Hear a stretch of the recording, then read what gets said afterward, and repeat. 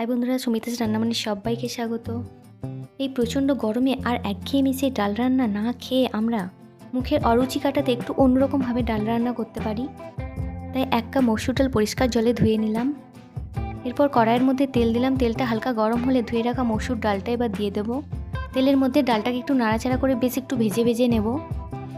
সামান্য একটু তেলে ডাল নেড়ে রান্না করলে বেশ স্বাদটা ভালোই লাগে।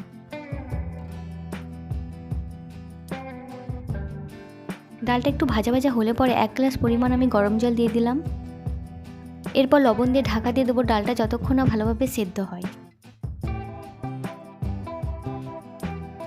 দেখুন ডালটা খুব ভালোভাবে সেদ্ধ হয়ে গেছে। এই পর্যায়ে আমি 1/2 চা চামচ হলুদ গুঁড়ো মিশিয়ে দিলাম।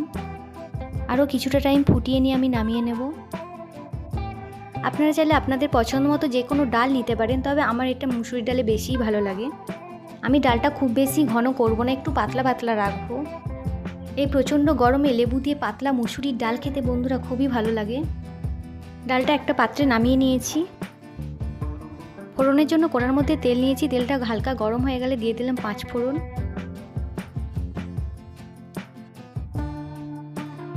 দিলাম 2টো গোটা শুকনো লঙ্কা। 5 ফোড়ন এবং লঙ্কাটাকে আরও কিছুক্ষণ ভেজে নিচ্ছি। ফোড়নের একটা সুন্দর গন্ধ বের হচ্ছে। এই পর্যায়ে আমি সেদ্ধ করে রাখা নুন হলুদ দিয়ে যে ডালটা সেটা দিয়ে দিলাম।